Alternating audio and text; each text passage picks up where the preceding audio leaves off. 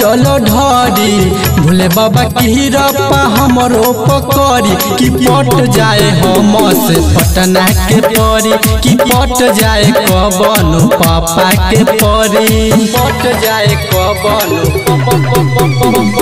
पट जाए कबनो पापा के परी लेके खबर हम कांधे पर ढोअब सुबह शाम बाबा पूजा हम करब सुबह शाम बाबा पूजा हम करब लेके खबर बाबा कांधे पर ढोअब सुबह शाम बाबा पूजा हम करब हमिया धथुरा लैनी लोटवा में घोरी तो निशा नजर बाबा हमारो फेरी कि पट जाए हम से पटना के परी कि पट जाए कबनो पापा के परी पट जाए कबनो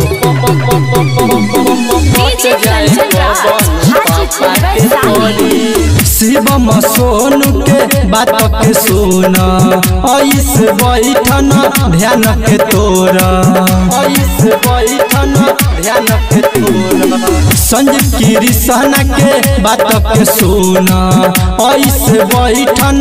ध्यान के तोरा कहिल सुन हथवा जोड़ी राइटर मिलन पर दया तनी करी कि पट जाए हम से पटना के परी कि पट जाए कबनो पापा के परी पहले सोमारी करब जल ढरी भोले बाबा की रपा हमरो पकड़ी कि पट जाए हम से पटना के परी कि पट जाए कबनो पापा के परी।